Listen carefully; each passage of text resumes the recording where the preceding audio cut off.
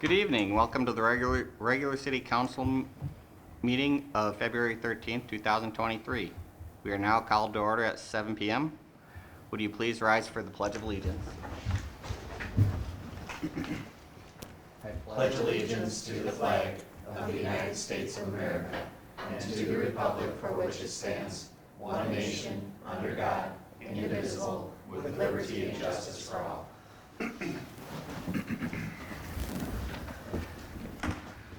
Our first item on the up for approval is the agenda, which is in front of you. Do we have any comments or questions on the agenda? Seeing none, do we have a motion? So moved. Second. We have a motion and a second. All in favor, say aye. Aye. Opposed? Next up, we have approval of the minutes. Those are found on page 5 through 8 of your agenda. There's one item to note under, well, it was a printed version. The online version has been corrected of the wastewater budget. Should be corrected from the printed version to say that the mayor voted no. But Barb indicated that has been fixed on the master copy now. It's on the, to be printed tomorrow. The pre- not okay. online. Okay. Are there any other notes on the agenda, on the minutes? Seeing no comments, do we have a motion and a second? So moved with that change? We have a motion and a second. All in favor, say aye. Opposed? Motion passes. Next, we have our scheduling of visitor comments on any agenda items. Is there anyone here who would like to speak on any agenda items? Next up, we have any general visitor comments. Is there anyone who'd like to speak on any matter whatsoever? Seeing none, we'll move on to our approval of the consent agenda. Consent agenda, the resolution is found on page 32. The resolution approving the consent agenda, the following renewal licenses are approved for the term indicated. Nicollet County Pheasant Forever for the 2 dates indicated. Temporary gambling license, St. Peter Ambassadors, Nicollet County Pheasants Forever, and St. Peter Ambassadors again for the dates indicated. The following fire department officer appointments are approved effective January 1st, 2023. Joshua Kennedy for Assistant Fire Chief, Daryl Pettis for Captain, Eric Christensen for Lieutenant. The following employee appointments are approved at the wage indicated. Sarah Hines, part-time recreation leader, Bob Davis, part-time mechanic assistant, and the schedule of disbursements for January 19th, 2023 through February 28th, 2023. Do we have any comments or questions? Seeing none, do we have a motion and a second for the consent agenda? So moved. Second. We have a motion and a second. Do we have any further questions or comments? Call the roll, please. Councilmember Johnson. Aye. Councilmember DeVos. Aye. Councilmember Rutherford. Aye. Councilmember Sharpstorm. Aye. Councilmember Ring. Aye. Councilmember Bettis. Next up on the agenda is a resolution approving the purchase of a surgical table for Rivers Edge Hospital and Clinic. We'll have Paula come up.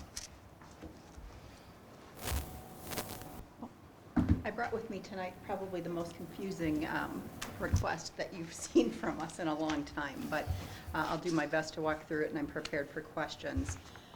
We have a surgeon who performs spine surgery and is interested in trialing this Pro Access table.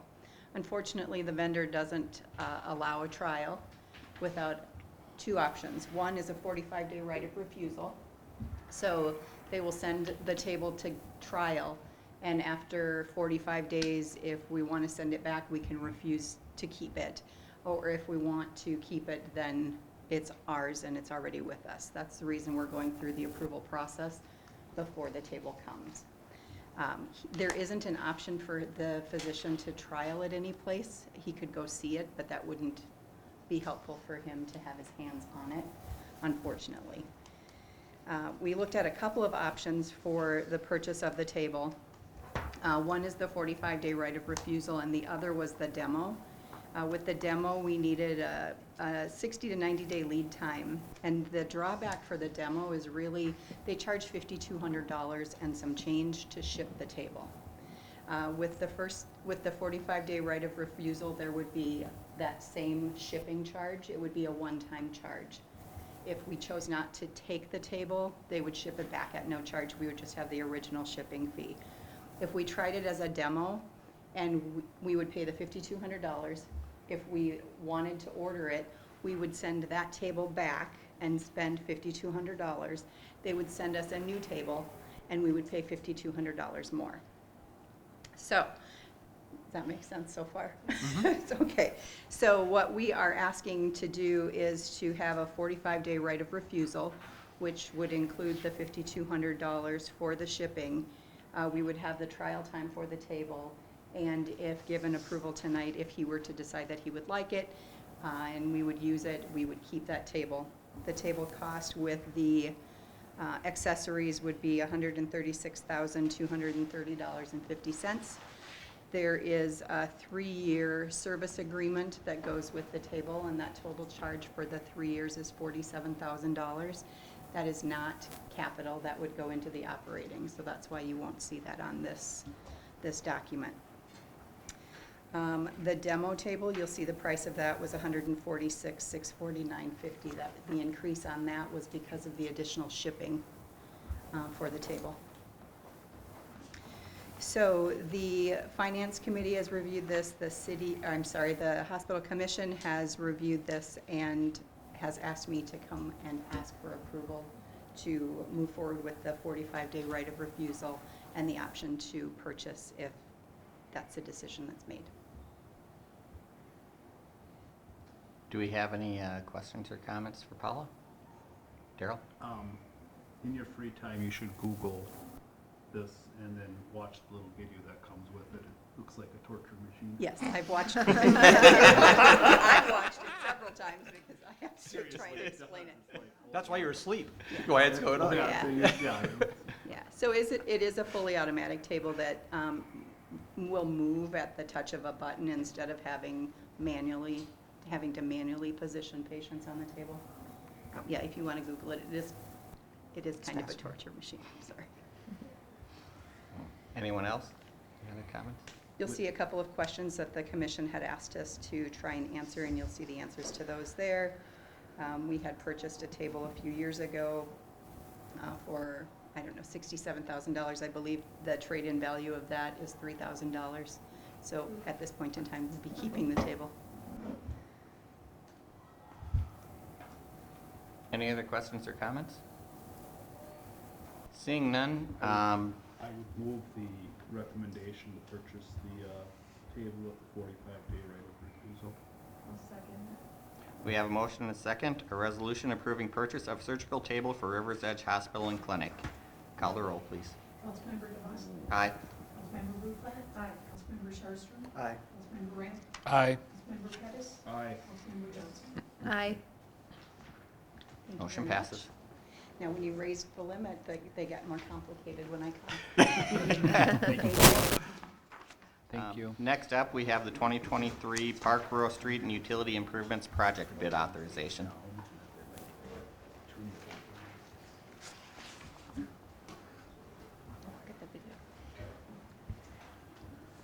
Pete? Mayor Pro Tem and City Council, before you tonight, we have the a request for the 2023 Park Row Street Utility Improvements. We're asking for bid authorization.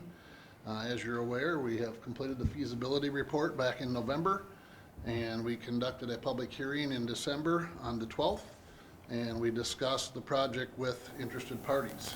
Staff has been out and talked to a lot of the customers there, making sure they're aware of where we're at in the process.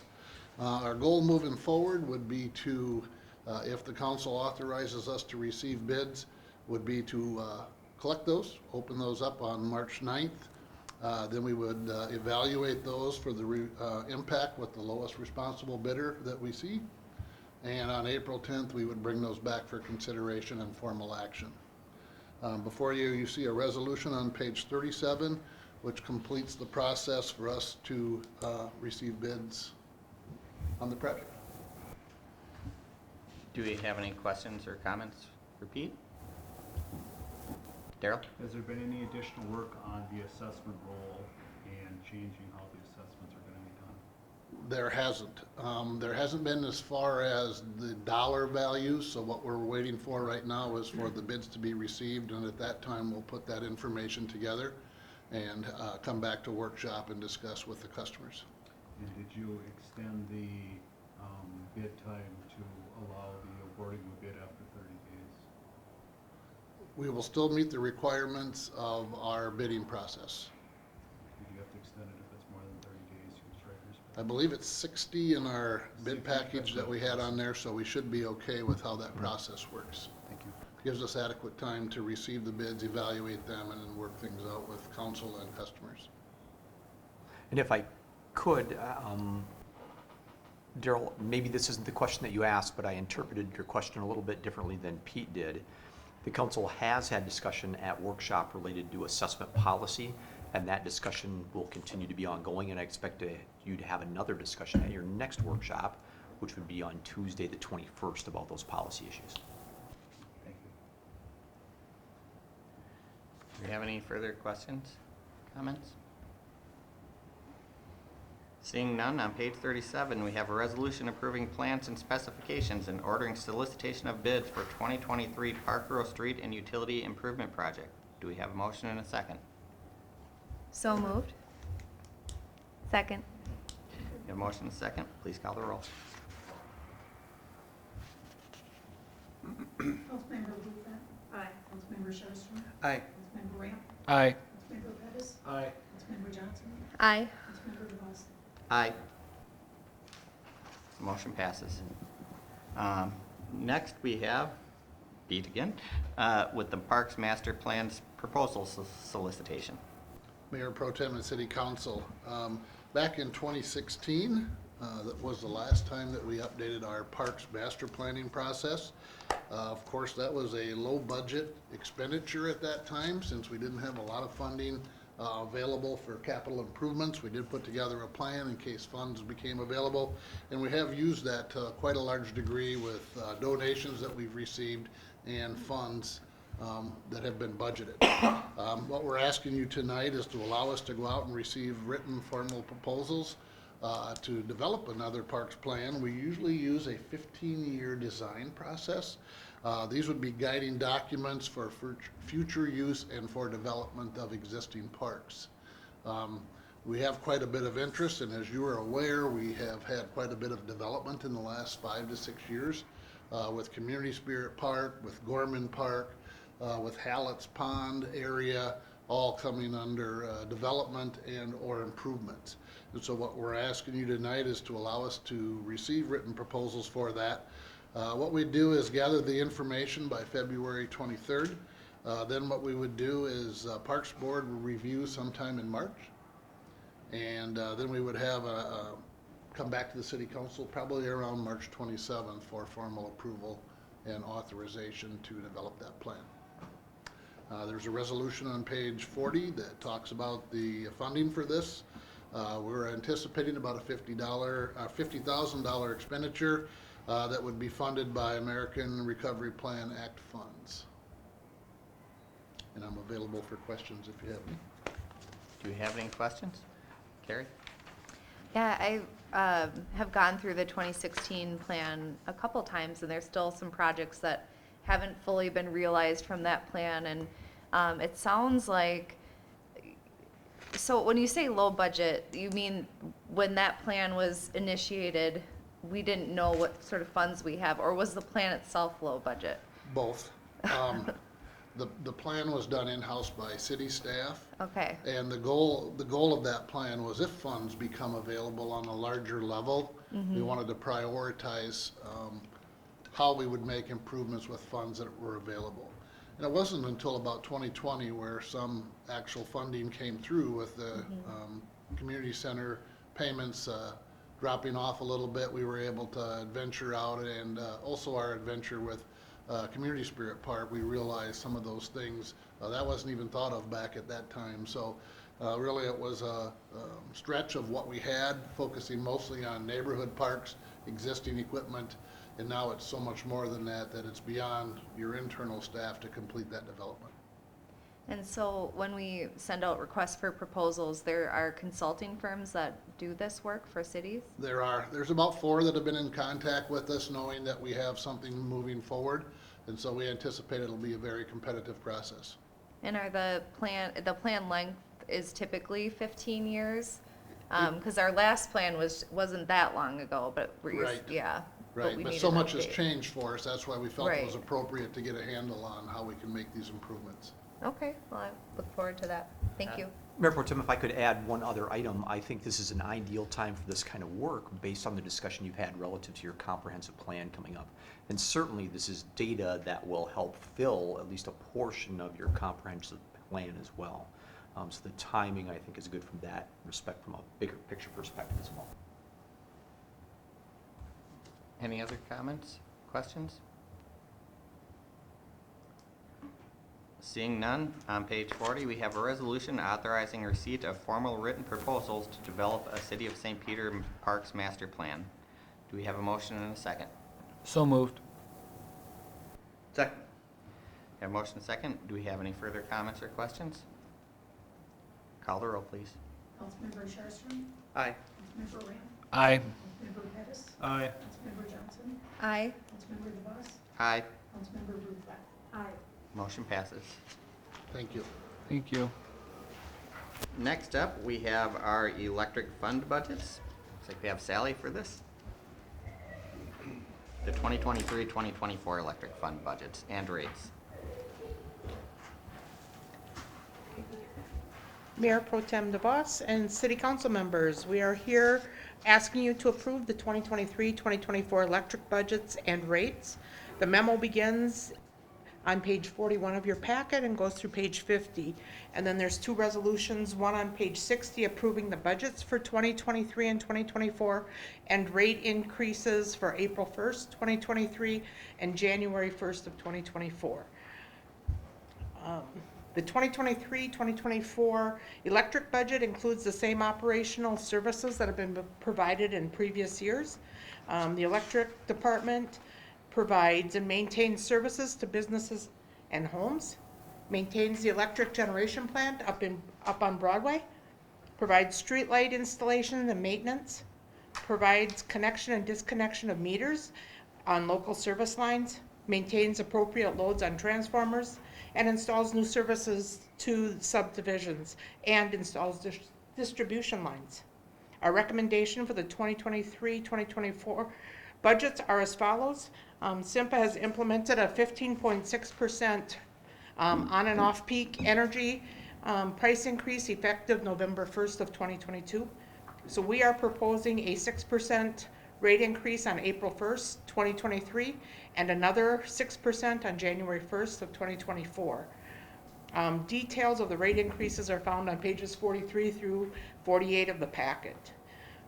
The last increase SIMPA implemented for St. Peter was on February 1st, 2017, which we passed on to our rate customers in November of 2017. Capital purchases for 2023 are $996,125, and for 2024 is $2,419,100. The plan is to debt service approximately $2 million of the estimated $3.4 million of Front Street substation improvements, which will be replaced during the years 2023 and 2025. This is a 50-year-old transformer substation in the back of City Hall. It's reached its useful life, so we're going out for quotes on that. And the lead time, as you know, as you hear across, is anywhere, right now we're getting from 60 weeks to 110. So we're starting this early, depending upon delivery, it'll depend on when we install. But we aren't going to be installing and replacing a substation in the middle of summer. So it either has to be done in spring or in the fall, just because of the demand that's at our cities when we're running air conditioners and everything else in the summer. So there's a timing issue, so once we go out for quotes for that, and get those back, we'll find out more of a timetable and get that established. But we will be issuing debt for that. That was included when we did a bond reimbursement resolution back on January 23rd of 2023. We're also recommending using cash reserves to fund the remaining capital projects in the amount of $746,125 for 2023 and $609,100 in 2024. There is a detailed 10-year capital plan included in the packet on page 57, and funding sources for 2023 and 2024 is found on pages 58 and 59. As you all know, just because you approve this, it does not mean that we can go out and spend anything over $25,000. We'll come back to you as a non-consent agenda item for your approval. It does give our staff, though, direction of how to go for the next 2 years. We continue to have a conservation incentive program where we offer rebates to our customers for light bulbs and refrigerators and different things, and we'll continue to have that and help people with getting energy efficient appliances into their homes. We will be continuing the load management rebate, and that is a $4 credit per month on AC units billed for bills due July 15th through November 15th. So every homeowner would get a $4 credit if they have a load management unit on their homes. And that is a requirement of new builds going forward. So we have a lot of them that were already put in, but all new builds will have them going forward. The Broadway generation plant is continued to be funded by SIMPA. We have a contract that expires May 31st of this year, 2023, but they are going to extend that another 5 years through 2028, which will cover our debt service payments. And they also pay for the fuel when they call and tell us to run the generation plant. So that is a net neutral impact to our budget. The electric budget transfers 6.5% of sales to the general fund, which is $781,289 in 2023. Purchase power from SIMPA is about 82% of our operating expenses in 2024.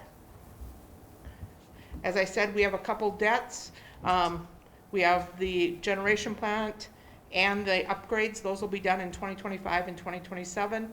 And then we have the substation transmission that we did back in 2010, and the final payment of that is in 2031.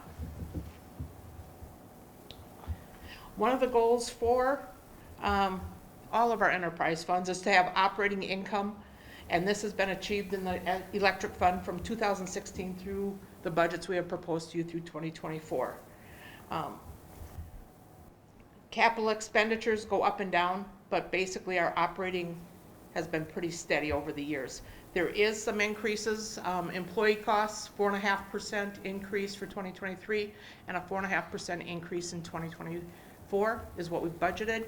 And then insurance, health insurance costs we've seen steady increases. There was a 7.5% cap for 2023. We've budgeted a 10% increase for 2024. We'll plug that in when we find out what that is come August, September of this year. So we continue to chip away at replacing wire from 1970s and escalate and faults. That's pretty well done. Expansion of system territory and equipment in new areas, and that was done out at the high school when we acquired land from our service area from Benco. So as we start expanding west, we have to look at who is providing service out there as we expand the city. And then lastly, improving redundancy and service levels throughout. So our second goal is for the reserve balance in the electric fund to be at $2 million going forward. This was come up based on rating calls we've had with Moody's and S&P when we're talking about bonds and other financial advisors as they look at electric funds our size. On page 50, you will see that the budget meets this requirement. So we are asking you to approve on page 60 the electric fund budgets for 2023, which is $13,738,333, and for '24 is $15,527,898. Questions on the budgets, and then we'll do the next resolution. Ben? Sally, so we talked about doing a 6% increase on power across the board, whether it was residential, large commercial, small commercial. And I know when we talked to the gentleman that came in and talked to us about Dave Berg? rates and, and structuring, we talked about getting rid of the transmission charge. So what customers are being charged now per kilowatt hour per month, we should see a 6% increase from what they're currently paying now to April 1st and January 1st of '24. And I looked at a few of them, and obviously there's some rounding, which makes complete sense. But looking at the rate, the E1 residential schedule, it's closer to an 8% increase from what is now versus what would be on April 1st. And I didn't know if that was just a, Is that looking in total? at the energy charge on page 43 of the packet, the energy charge per kilowatt hour Yeah, per up month, to 12.59. 12.59, 6% increase would be 12.37 cents. So that increase there shows almost 8%, Okay. about 7.8%. So I don't know, the other ones I looked at, they were clearly rounding, so that made complete sense for us to, move the decimal over, but.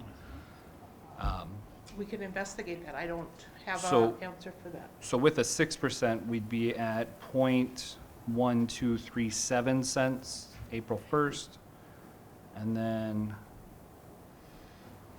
we'd be at 0.1311 cents on January 1st.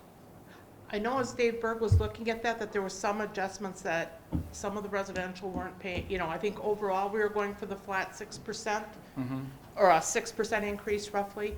But then as Dave brought down and came through it, that residential was paying a little bit less than what they should have, so it went up a little bit more. But we can look at that if you want to do a flat 6%. Well, actually, so when I was looking at sorry, are you done, Ben? Yeah. So I'm looking at the point, now, Ben, were you talking about the 2023 to 2024 or the?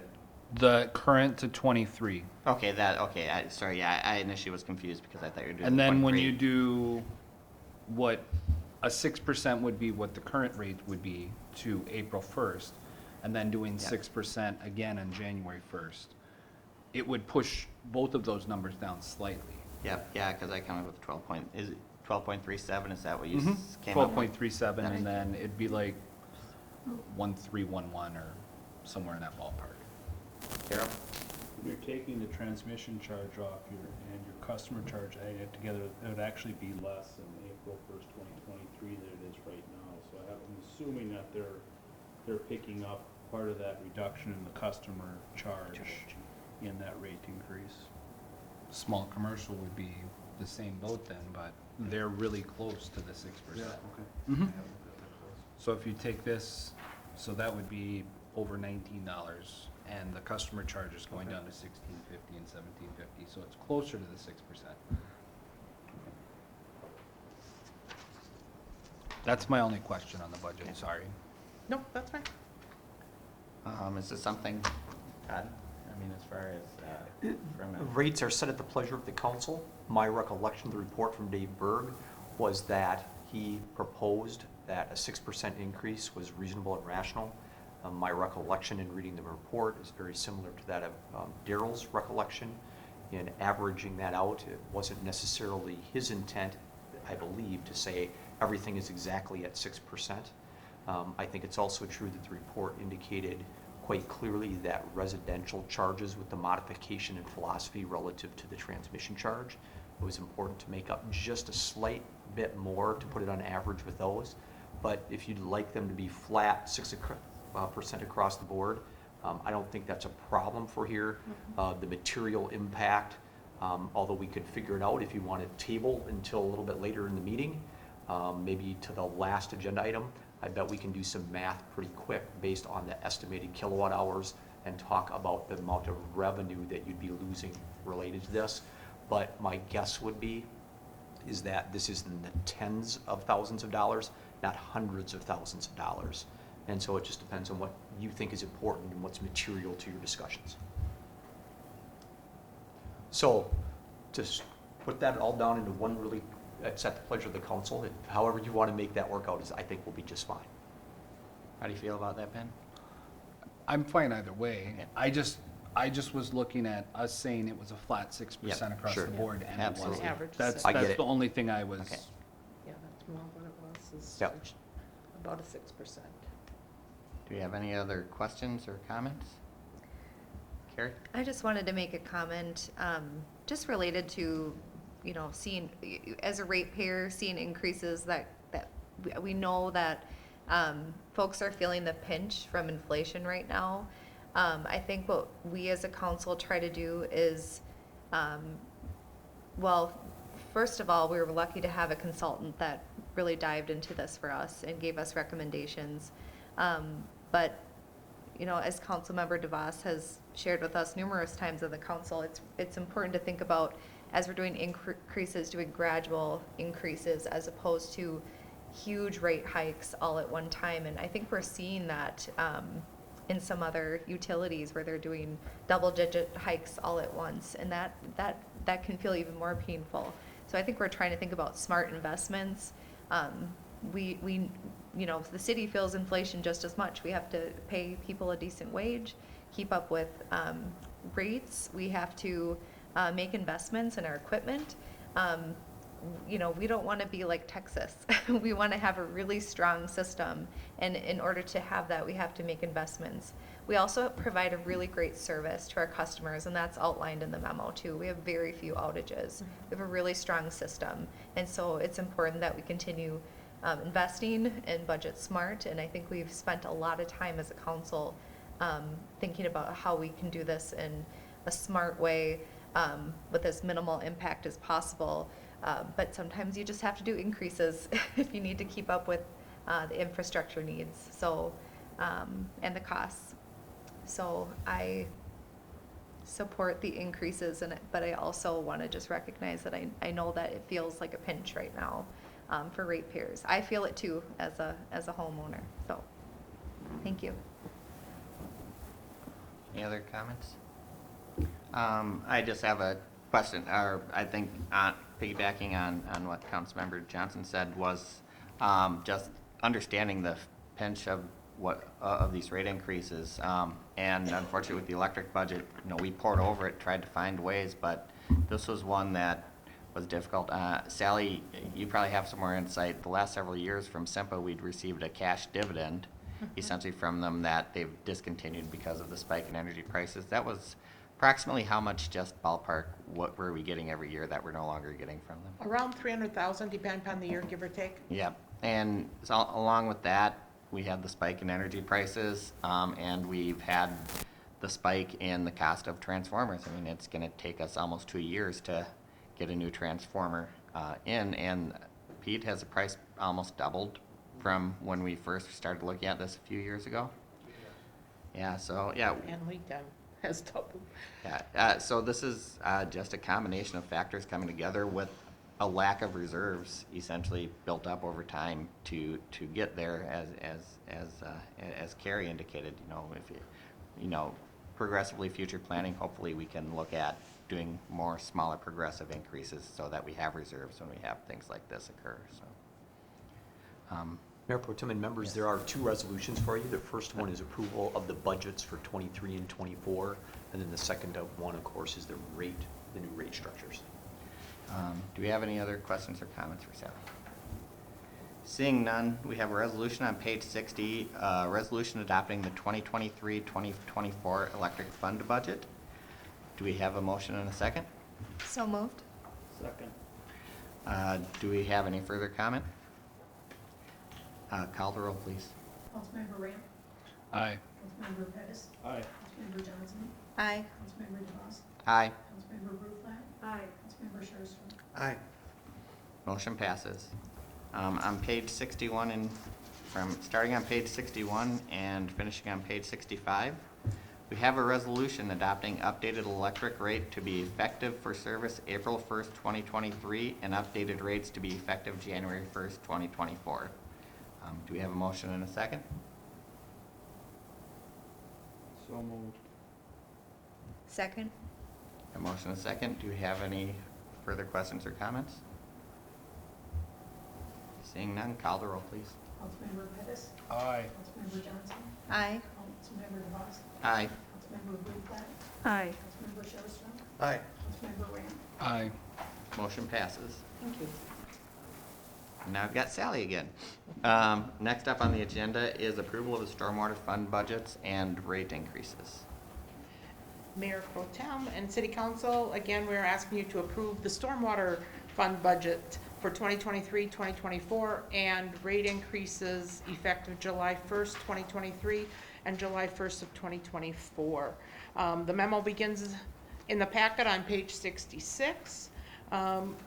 As you know, for all of these enterprise funds, there is not a state statute that requires us to pass budgets or come and get them approved, but we, as staff, think transparency is the best way to go, and it also gives our team direction of how to work. Stormwater management is becoming more and more of a hot topic, living on the river and where we need to fund. There's some statutes and ordinances that come into play, but our team has a foreman and 2 wastewater operators in this fund. So not a real big fund, but they do important work. One of budget changes for 2023 and 2024, we are asking for monthly residential equivalent factor to increase 5% on January 1st of 2023. That would increase currently the cost per acre for Sally, sorry to interrupt. Is that July 1st?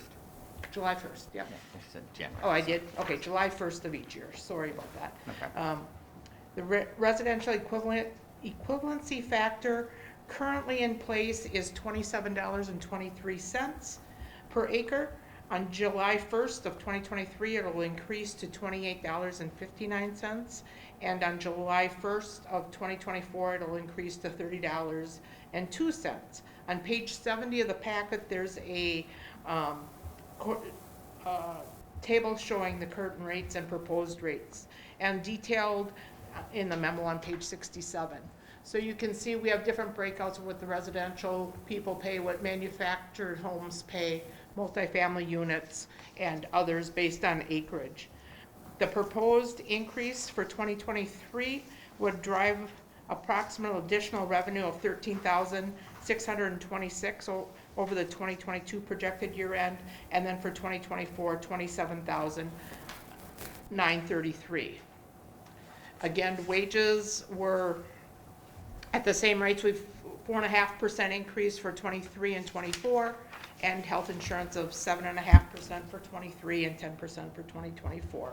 Other operations are also seeing some higher increases due to inflation, as we all are, whether it's fuel, parts, and things needed for the technicians. Stormwater also contributes 6.5% of gross sales to the general funds for 2023 and 2024. The council when we approved the wastewater budgets, did have us put an additional $100,000 in both 23 and another $100,000 transfer in 2024 to help make this fund not at a negative reserve balance. So with this increase at 5% in 2023 and another 5% in 2024, that does hit the goal of having our reserve balances at in the positive. Not quite where we want them to be for our reserve targets, but that is a target, and we will strive to get there over the next few years. We are also looking at some stormwater projects, and we will be issuing debt for Highway 169, 99, and 22. The work started this week a little bit. I wasn't down there today to see if they diverted traffic or whatever, but they're starting to work on that, as you will know. Township 361, and then for some of the improvements on Park Row and Pine Street. So we will be issuing debt in total for $1,825,000, and that will come from water, wastewater, stormwater, and streets will all help us float that bond issuance. But a part of that debt will come as a payment out of the stormwater. So we're looking at doing some combinations that way. So as I said, we have two goals for stormwater. One is to have operating income, which we have achieved since 2016, and continues to range between $586,081 in 2017, and as low as $78,886 in 2020. We have a budgeted operating income in 2023 of $160,856 and $147,481 for 2024. The second goal is to have 4 months of operating expenses in the reserve, which would be at the end of 2024, $286,061. The actual reserve at the end of 2024 will be $28,487. So we're short, but we know what our goal is, and we'll work towards that with, as the council has discussed at the other enterprise funds and even at the electric fund. We'll continue to strive to get to that goal going forward. So I'm asking you to approve a 2-year budget cycle for the stormwater, and that resolution is on page 80. All right, I'm on the wrong page. On page 79. Do we have any questions or comments for Sally? More for Sally or Pete, actually. The dollars reflected for the projects on Park Row, that would be assuming we would be going with the assessment roll as proposed, or? Right now, as So, proposed. As proposed, so if there's a change in how we were to assess project that could impact this budget, water, sewer. And what the bids come in, yeah, and if what they're the bids lower. also- Yeah, good point, If the thank you. bids are lower, we would adjust it then and come back to you with that, and then Thank we'll you. adjust the budget. I think, if I may, I think it would be, typically, we would not come back with a budget amendment, but certainly this would be an issue in your next budgetary cycle that we'd have to make sure that we try and address to make sure you're aware of. From my perspective, should you make a significant change related to that project, since that's the project you asked about, any debt issuance that we have is not going to come home for a payment until '24 anyway. And so it is unlikely that it would impact your 2023 budget.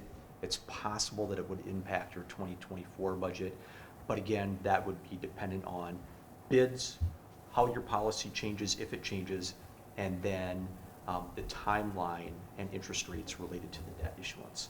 And so from my perspective, although it's not unimportant, relative to the overall budget, it's something that's manageable as long as the council can continue to move forward and we manage the budgets appropriately in 24, 25, 26, and going forward. Any other questions or comments? I'll just point out a thing with the budgets. It's similar on the electric side of things. Whereas electric, we really weren't able to really bring down the recommended rate changes. Back in 2021, staff had recommended, based off of the air funds, were 50% rate increase. The council has, with these two 5%, changed that 50% rate increase in 1 year down to 33% over 4 years. So we are working on it. Even the following proposal was, initial proposal was 10% over 2 years each year, and we did look through the budget, find ways to try and reduce that to 5% over 2 years, or 5% each year over the following 2 years. So we do try, and 5%'s a lot, but we're working towards it. Any further questions or comments? On page 79, we have a resolution adopting the 2023-2024 Stormwater Fund budgets. Do we have a motion and a second? So moved. Second. Motion and a second. Any other comments? Call the roll, please. Councilmember Johnson? Aye. Councilmember DeVos? Aye. Councilmember Rutland? Aye. Councilmember Sarsden? Aye. Councilmember Rand? Aye. Councilmember Pettis? Aye. Motion passes. On page 80, we have a resolution adopting the 2023 and 2024 stormwater rate schedule. Do we have a motion and a second? So moved? Second. Do we have any further comment? Seeing none, call the roll, please. Councilmember DeBosse? Aye. Councilmember Bluefett? Aye. Councilmember Sharpstra? Aye. Councilmember Ram? Aye. Councilmember Pettis? Aye. Councilmember Johnson? Aye. Motion passes. Thank you. Sally. Thank you, Sally. Next, we have, looks like Pete and Jeff coming up for our municipal state aid road designation, MSA. Mayor Pro Tem and City Council, Jeff and I will give you a little overview on MSA, municipal state aid, and how that impacts us. The key behind what we're doing tonight is we can use MSA or grant funds from a variety of places as long as the city has MSA designation on certain roadways. And so with the grant we're receiving for the 361 project, it's appropriate to move some of our existing roadway allocations to take them off of the MSA route and put 361 on there so that we can use grant funds to cover that expense. What's key about this is we did have a little unused mileage that we had in the bank, and then Jeff has identified 3 areas, Swiss Street, Mulberry Street, and 3rd Street, where we will remove the designation for MSA allocation, and we will allocate that to 361. Maybe at this time, Jeff, if you want to just talk a little bit about the designations and how it impacts us going forward. Yeah, thanks, Pete. As Pete noted, we are looking at, we're asking the council's consideration for revoking 3 segments of roadway there in town. Those segments have been previously designated MSA by previous city councils, probably 6, 7, 8, 9 years ago or so. As a city, we've been banking our mileage, trying to designate as much mileage as we can, because for every mile of roadway we have designated, the more dollars we get of the money that's available for communities that are MSA. MSA communities are those communities that are 5,000 or more in population in all counties throughout the state of Minnesota. So they all share the same pot of money. That money is generated from a vehicle sales tax, the gas tax, license tabs, fees, that sort of thing. So any revenue generated by those sources is spread among the cities and counties, cities that are over 5,000 in population, and the counties.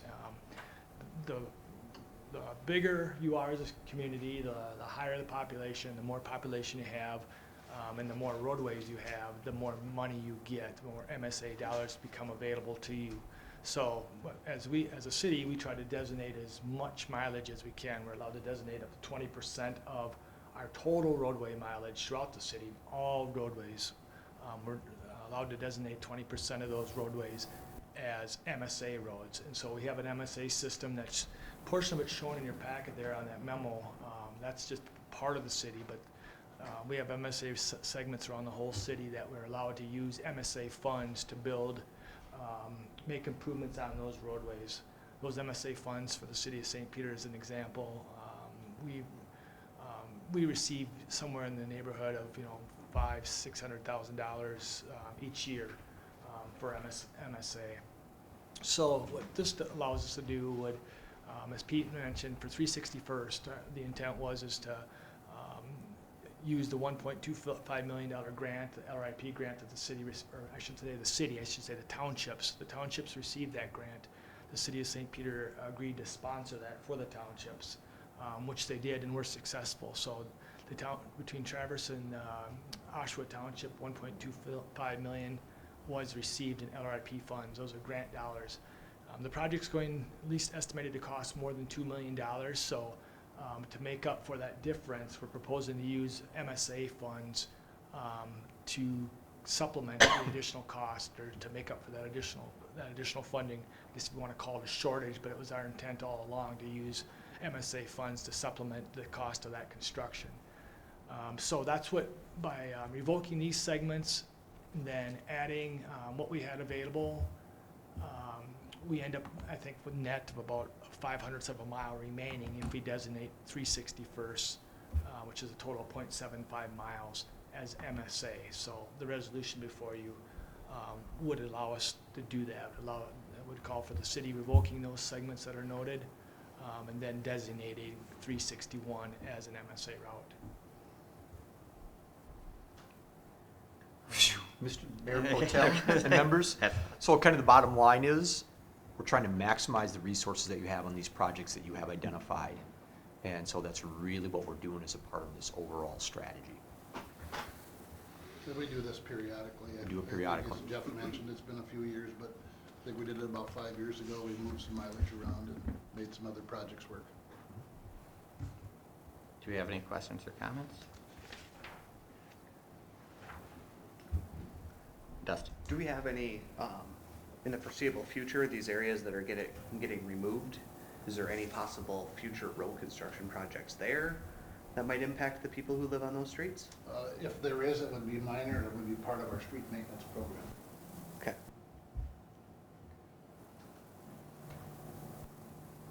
I have a question. So when we switch over a street to having a MSA designation, are there any strings attached to that? Want me to? Go ahead. Yeah, one of the things we have to be careful of, I guess, is if you, I mean, you could argue, why don't we use MSA funds to build a roadway and then revoke that roadway the next year and move that designation to another roadway so we can use MSA funds. But we can't do that without paying back the MSA funds. If I think any bituminous roadway has about a 25-year lifespan, so if we do designate an MSA road and then we can use MSA funds to do repairs or maintenance on the roadway within 25 years, we would have to pay back a prorated share of that MSA funding. And so yes, there would be, I guess, some strings attached, but I guess the segments that we're looking at, we have not had any previous MSA projects, because that was one of our first priorities, is not have to pay back, and also to find some routes that we essentially are banking MSA funds or MSA miles for, and then also, I'll leave it at that, I think. I just thought a lot. Think about it like Things. depreciation. I was gonna say, so, Yeah. thank you. Thank you for that. Daryl?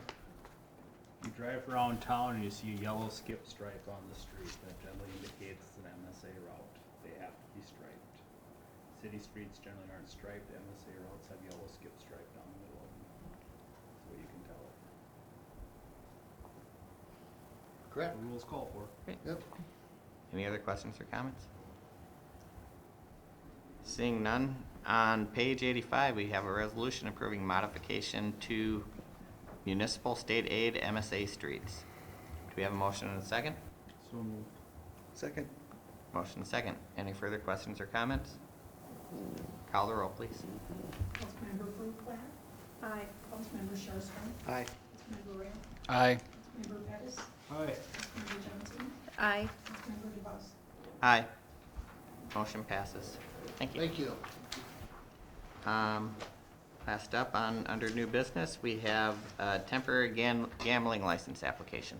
Mayor, members, as you know, the general rule that the council follows is that renewals come under your consent agenda, but new license applications come under action items under new business.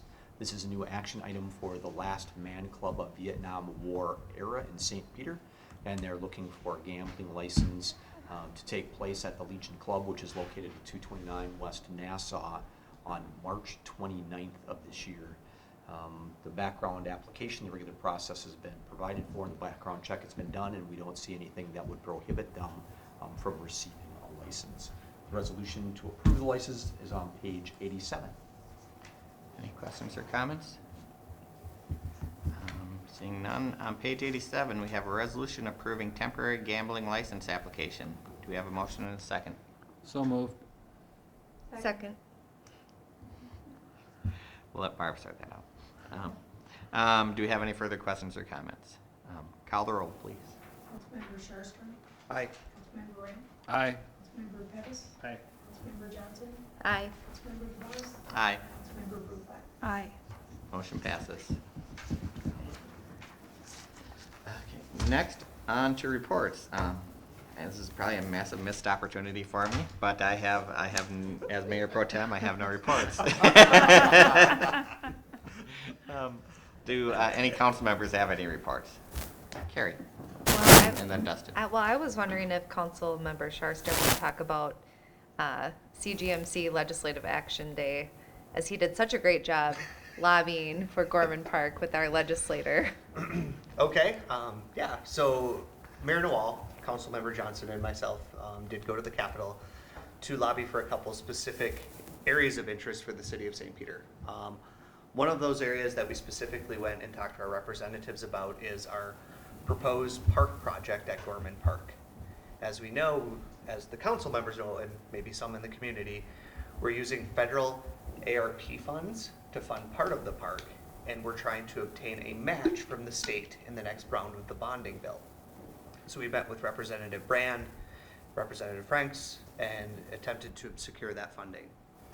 We also specifically talked about our fire hall project. From the time we started this process to where we're at right now with inflation, the amount that we originally asked for the sales tax option to cover, there's about a $430,000 difference.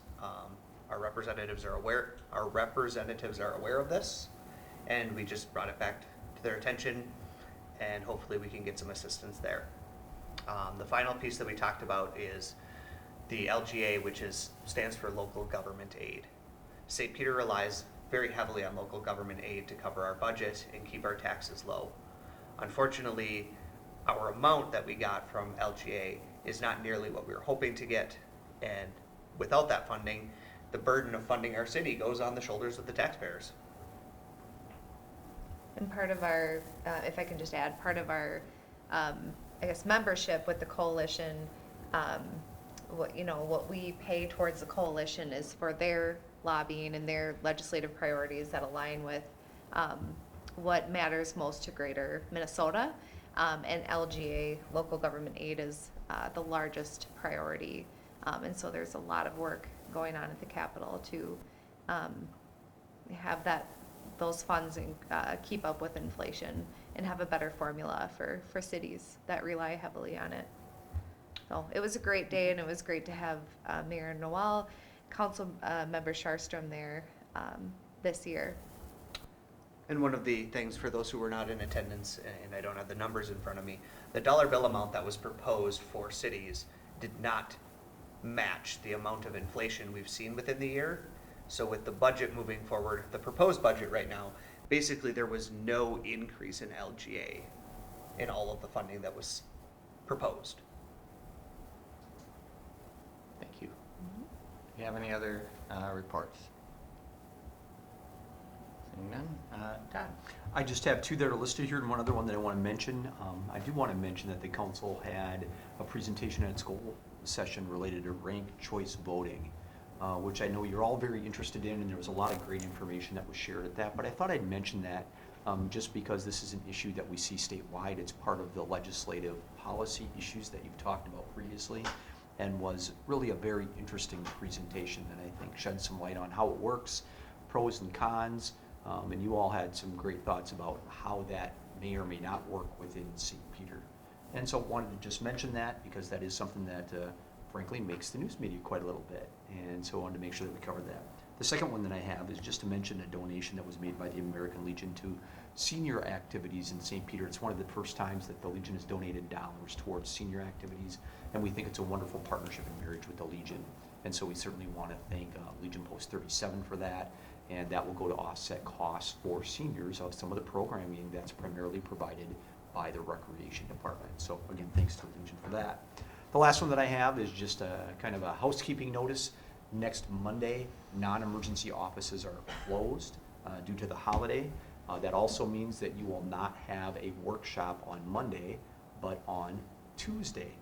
So watch for that information to come out in your packet as normal on Friday. Please make note that we're going to meet at your usual location here at the Community Center at 5:30, but then the first item on the list is a tour of the new fire station. And so we'll make sure that you get a nice tour. Firefighters are invited to that as well. So we'll get you a nice tour, and as soon as that tour is done, we'll come back for the rest of your meeting. It's a site that's under construction. Not that you'd wear sandals during this time of year, but just in case, right? Wear shoes, closed-toed shoes, those types of things for the tour. I think you'll find it fascinating. And I don't know that any of you, well, maybe a couple of you have been in there since construction has been going on, but you'll be duly impressed with the kind of work that's going on and what's happening there. So anyway, that's my reports, Mr. Mayor, Pro Tem. Thank you. Any other reports? Seeing none, do we have a motion to adjourn? So move. Second? Second. All in favor? Aye. Opposed? We're adjourned. You'll be smiling about that all night long. Yep. No one was killed in the making of this council meeting, so that's good. I didn't make any jokes. I was running around and trying to get everything worked out. I'm like,